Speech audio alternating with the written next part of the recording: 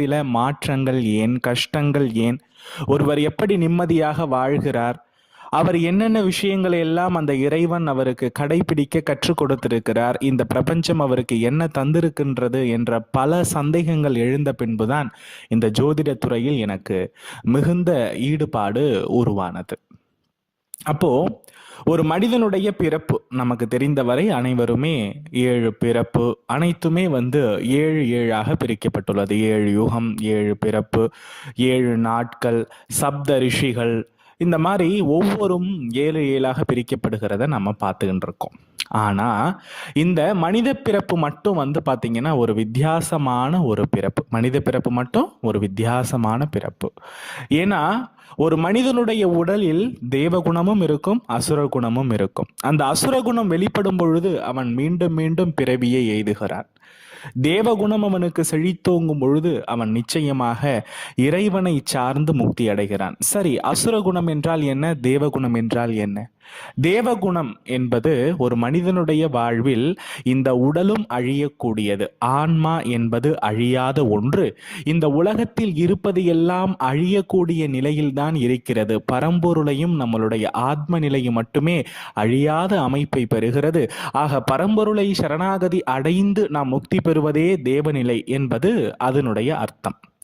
அசுரநிலை அப்படின்றது என்னன்னா, இந்த உலகத்தில் பொருள் ஏமாற்று பேர் வழியால நம்ம இந்த உலகத்துல ஒரு உயிர் பாதிக்க செய்து, ஒரு உயிரை வருத்த செய்து, அதன் மூலம் நாம் இந்த பூலோகத்தில் சுகங்களை நாம் தேடுகின்றோம் என்றால் அது கர்மங்களை அதிகமாக்கி கொண்டே செல்லும். அப்போ அந்த கர்ம வினைகள் நமக்கு அதிகமாக்கி செல்ல செல்ல நமக்கு நிச்சயமாக பிறவி இருந்து கொண்டுதான் இருக்கும். பிறவியை நாம் முடிக்க முடியாது. இன்னைக்கு எத்தனையோ பேர் யாசகம் பெறுபவர்களை நம்ம பார்த்திருக்கிறோம். வாழ்க்கையில எத்தனையோ பேர் கடுமையான நிலைகளில் இருப்பவர்களை நம்ம பார்த்து வருத்தப்பட்டு இருக்கிறோம். அவர்கள் எல்லாம் அவர்களுடைய முன் ஜென்மத்தில் அந்த அளவுக்கு தன்னுடைய ஊழ்வினைகளை அதிகம் செய்து அவர் மீண்டும் மீண்டும் மீண்டும் மீண்டும் பிறப்பெடுத்து இந்த உலகத்தில் எது எல்லாம் கஷ்டத்தின் உச்சகட்டமோ, ஏன் அந்த கஷ்டத்தினுடைய உச்சகட்டம் வரணும் அப்படின்னா, அந்த கஷ்ட காலத்திலேயும் ஒரு மனிதன் பரம்பொருளை சரணாகதி அடைய வேண்டும் என்ற ஒரு நிலைப்பாட்டிற்காக மட்டும்தான் அவனுடைய பிறப்பு மீண்டும் மீண்டும் இங்கு எய்தப்படுகிறது என்பதுதான் இதனுடைய நிதர்சனமான உண்மை. ஒரு மனிதனுடைய கடைசி காலம் எப்படி அவனுக்கு வாழ்க்கையில கிடைக்கின்றது, அவனுடைய இறுதி பிறப்பு, இறுதியிலே உச்சகட்ட கர்மா அப்படின்றது ஒரு மனிதன் யாசகம் பெறுவது. உச்சகட்ட கர்மா என்பது உணவுக்காக, இந்த உணவு அப்படின்ற ஒரு விஷயத்துக்காகவும், உடை என்ற ஒரு விஷயத்துக்காகவும், இருப்பிடம் என்ற ஒரு விஷயத்துக்காகவும் ஏதும் இல்லாமல் எவன் ஒருவன் பிறப்பெடுக்கின்றானோ அவனுடைய வாழ்வில் கர்மத்தினுடைய உச்சநிலை.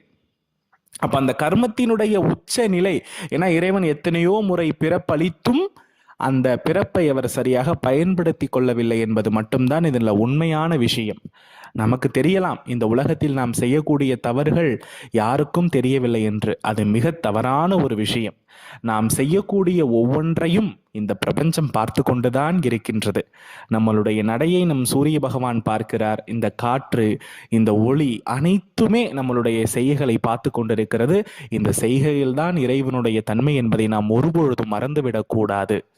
ஸோ அதனால தான் அந்த பிறப்பினுடைய இறுதி உச்சகட்ட கர்மவினையின் கூட அவன் ஆன்மீகத்தை மட்டும்தான் நாடி அவன் விடை பெறுகிறான். அப்போ என்ன அந்த இறுதி கட்ட முடிவு? யாசகம் பெறுவது.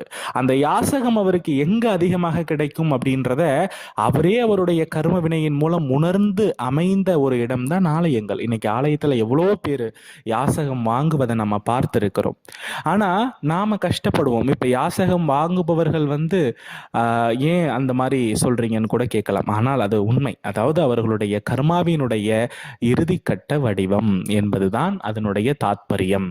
அப்போ பிறவி கொடுத்து இறைவனை உணராத தன்மையை யாசகம் பெறச் செய்து இறைத்தன்மையை உணர்த்தி அந்த பரம்பொருள் அவருடைய இடத்திலேயே முக்தியடை செய்வது மட்டும்தான் இந்த தன்மையினுடைய அமைப்பு. சரிங்களா?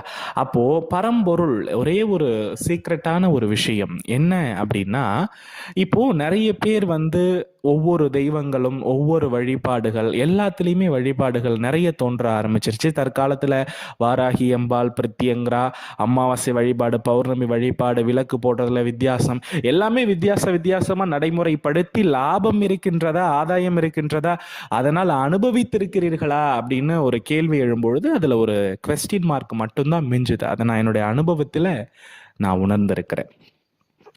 இதுக்கெல்லாம் ஒரு முற்றுப்புள்ளி. முதல்ல கர்மா அப்படின்னா என்ன அப்படின்றத நம்ம தெரிஞ்சுக்கணும். ஒரு மனிதனுடைய பிறப்பினுடைய அடிப்படை என்ன என்பதை ஒரு மனிதன் நிர்ணயித்து விட்டாலே அவருடைய வாழ்வு நிச்சயமாக முக்தியை நோக்கியும் பரம்பொருளிடம் மன்னிப்பை வேண்டி அந்த பரம்பொருளிடம் நம்ம பார்த்தீங்கன்னா சரணாகதி அடைந்து நம்ம இந்த ஜென்ம விதிகளை நாம் வெல்லலாம். அதில் 100% உண்மை உண்டு. மிக எளிமையான விஷயம். 1000 சகஸ்ரநாமங்கள் சொன்னாலும் சரி, 1000 பூஜை யாகங்கள் செய்தாலும் சரி, ஆனால் கர்மாவை கரைக்கின்றது 2 வழிதான். எவர் ஒருவரால் முடிச்சிடப்பட்டிருக்கிறதோ அவராலே அந்த முடிச்சு அவிழ்க்கப்படும் பொழுது மட்டும்தான் கர்மா விடை பெறுகிறது. நமக்கு பசிக்கும் பொழுது நாம் தான் சாப்பிடணும். நமக்கு அடித்து வலிக்கின்ற பொழுது இன்னொருவருக்கு வலி வருமா? அது கிடையவே கிடையாது. ஆக வாழ்வில் நாம் செய்த கர்ம வினைகளை நாமே தீர்க்க வேண்டும். கர்மா எப்படி உருவாகிறது? 2 விஷயம். ஒரு மனிதன் ஆசை என்ற ஒரு பெயர்தான் கர்மா வினைகளை சம்பாதித்துக் கொள்கிறார். அதுல எந்த மாற்று கருத்தும் இல்லை. அதுல மண்ணாசை, பொன்னாசை, பெண்ணாசை, இந்த 3 ஆசைகளுமே ஒரு மனிதனுக்கு கண்டிப்பா இறைவனால் இந்த 3 ஆசைகளுமே அவரவருடைய நிலைப்பாட்டிற்கு கர்மங்களுக்கு ஏற்ப அனுப்பி வைக்கப்படும். ஆனா இதுல அதிகமாக அவர் நாடும் பொழுது எதை அனுபவிக்க அதிகமாக தூண்டுகிறாரோ அதுவே அவருக்கு அதிக அழிவையும் தருகிறது என்பது நம்மளுடைய கிருஷ்ண பரமாத்மா நமக்கு அடிக்கடி சொல்லியிருக்கார். இதை நான் பல பேருடைய அனுபவ வாழ்க்கையில் நான் பார்த்திருக்கிறேன். இதுல எந்த மாற்று கருத்தும் இல்லை. அப்போ கர்மா அப்படின்றது ஒரே ஒரு வழிதாமா. அதாவது வாழ்க்கையில இந்த உடல், இந்த நாக்கு, ஏன்னா ஒரு மனிதனுடைய வாழ்வுல இது 2ம் தான் அதிகம் செயல்படுகிறது. அப்போ இந்த 2ஆல மட்டும்தான் ஒரு மனிதன் கர்ம வினைகளை சம்பாதித்து கொள்ள முடியும். இந்த நாக்கு இருக்கிறது இல்லையா, அதை போல ஒரு மனிதனுடைய வாழ்க்கையில பெரிய கருவி வேற எதுவுமே கிடையாது. இந்த உடல் இருக்கிறது இல்லையா, இந்த உடலை வைத்தும் கர்ம வினைகளை சம்பாதிக்கிறதை விட ஒரு பெரிய கருவி எதுவும் இல்லை. அப்ப வாழ்க்கையில் என்ன பிறவி எல்லாம் நாம் செய்தோமோ, என்ன கர்மங்களை எல்லாம் நாம் செய்தோமோ அதற்காகத்தான் நம்மளுடைய மனம் வருந்துகிறது. அந்த மனம் எங்க இருக்கிறது? நம்மளுடைய உடல்ல தான் இருக்கிறது. நம்மளுடைய நாக்கு, ஒரு மனிதனை முன் ஜென்மத்தில் நீ என்ன பேசுகிறாயோ, என்ன நீ செய்கிறாயோ அதை தான் மீண்டும் அனுபவிக்க பெறுகிறாய். அதுல எந்த மாற்று கருத்தும் இல்லை. அப்ப நம்ம என்ன செய்திருக்கிறோமோ அதை தான் நம்ம அடைந்து கொண்டிருக்கிறோம். அப்ப நம்ம இப்ப கஷ்டப்படுறோன்றப்ப நம்மளை கடவுள் பார்க்கலையேன்ற ஒரு வருத்தப்படுவது கண்டிப்பா கூடாது. நாம் ஏன் கஷ்டப்படுகிறோம், எதற்காக கஷ்டப்படுகிறோம், நாம் அப்படி என்ன வினை பண்ணிருக்கிறோம் அப்படின்றத காட்டக்கூடிய கால கண்ணாடி தான் ஜோதிடம். அந்த கஷ்டங்களுக்கேற்ப நல்ல வினைகளை, ஏன்னா ஒரு செயலை துன்புறுத்தி அந்த செயலால் இந்த ஜென்மத்துல எந்த செயலை நாம் முன் ஜென்மத்தில் துன்புறுத்தி இருக்கிறோமோ, எந்த ஒரு உயிரை நாம் துன்புறுத்தி இருக்கிறோமோ அந்த விஷயத்தை நாம இந்த ஜென்மத்துல அடையிறதுக்கு நிச்சயமா நம்ம கஷ்டப்படணும். அவ்வளவுதாங்க கர்ம ரகசியம். முன் ஜென்மத்தில் என்ன நீ வினை செய்திருக்கிறாயோ அந்த வினைக்கு இணையான விஷயங்களை இந்த ஜென்மத்தில் நீ அடைய கண்டிப்பா கஷ்டப்படுவா. அப்ப போன ஜென்மத்துல நீ ஒரு பெண்ணை நீ இழிவுபடுத்தியிருந்தா என்றால் இந்த ஜென்மத்தில் உனக்கு மனைவி இல்லை. போன ஜென்மத்தில் பல பேருடைய சொத்தை நீ பிடுங்கி சாப்பிட்டிருந்தா இந்த ஜென்மத்தில் உனக்கு வீடு இல்லை. போன ஜென்மத்தில் பல உயிரை நீ வாங்கி இருந்தீர்கள் என்றால் இந்த ஜென்மத்தில் உனக்கு புத்திரம் இல்லை. இதுதான். அப்போ இதற்கு இணையான கர்மங்களுக்கு, இந்த கர்மங்களை இருக்கிறது இல்லையா, அந்த கர்மத்திற்கு இணையான விஷயத்தை நம்ம பண்ணணும். எப்படி பண்ணணும்? பரிகாரம் அப்படின்றது நிறைய பேருக்கெல்லாம் சும்மான்னு கூட சொல்லுவாங்க. கிடையவே கிடையாதுங்க. பரிகாரம் உண்டு. பரிகாரம் அப்படின்னா என்னன்னா, நாம என்ன வினை செய்திருக்கிறோமோ அந்த வினைக்கு இணையான நபர்களை மகிழ்விப்பதும், எந்த வினை எதனால் ஏற்பட்டதோ அந்த விஷயத்தை இறைவன் கிட்ட ஒப்படைக்கிறதும் தான். இப்ப உதாரணமாக ஒரு பெண்ணுடைய வாழ்வில் நாம் முன் ஜென்மத்தில் சூதாடி இருந்தோம் என்றால் இந்த ஜென்மத்தில் அந்த மனைவி நமக்கு துர்மரணமாகிடுவா. அப்போ அந்த சுமங்கலி பூஜை, சுமங்கலிகளிடம் ஆசிகள் பெற்று அவர்களை மகிழ்விப்பது பரிகாரம். அவ்வளவுதான். அடுத்து உடலால் என்ன செய்யலாம்? விரத அனுஷ்டானம். விரத அனுஷ்டானத்தை தவிர வேற எதுவுமே கிடையாது. அப்போ ஒரு மனிதனுடைய வாழ்வில் ஒரு ஜாதக ரீதியாக எந்த கிரகம் உங்களுக்கு வலு குன்றி இருக்கின்றதோ அந்த கிரக சம்பந்தப்பட்ட விரதங்களையும் அது சம்பந்தப்பட்ட தெய்வங்களையும் தான் நம்ம வழிபடணும். எல்லா தெய்வங்களுமே இருக்கு, இல்லைன்னு சொல்லல.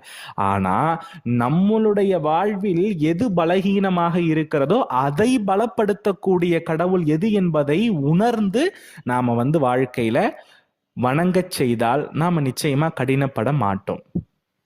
அப்போ உடலால் செய்த கர்மாவை தீர்ப்பதற்கு இப்போ கலியுக தெய்வம் ஐயப்ப சுவாமியினுடைய அவதார திருநாள் இப்போ 40 நாள் நடந்துட்டு இருக்கிறது.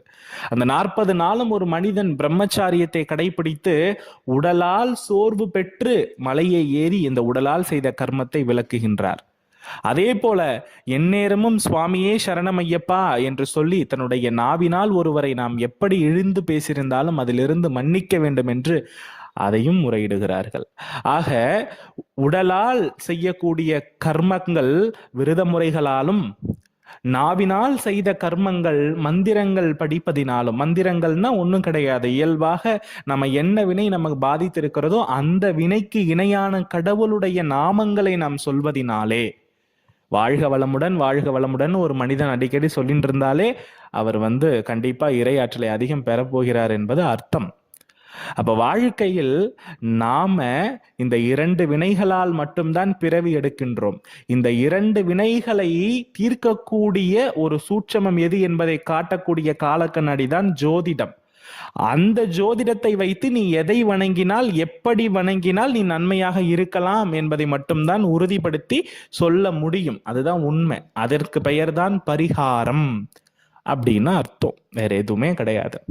ஸோ வாழ்க்கையில உடலால் செய்த கர்மங்களை உடலாலும் நாவினால் செய்த கர்மங்களை நாவினாலும் நாம தீர்ப்பதனுடைய அடிப்படை தான் விரதங்கள். அதை நல்லா புரிஞ்சுக்கணும், சரிங்களா? ஸோ கர்மாவுடைய ஒரு ஷார்ட்டான விஷயம் இதுதான். இதை முதல்ல, ஏன்னா இன்னைக்கு எத்தனையோ பேர் என்கிட்ட கேள்வி கேட்குறீங்க, ஏதாவது பதிவுகள் போடுங்க, அது பண்ணுங்க, இது பண்ணுங்க, அந்த பூஜை இந்த பூஜை.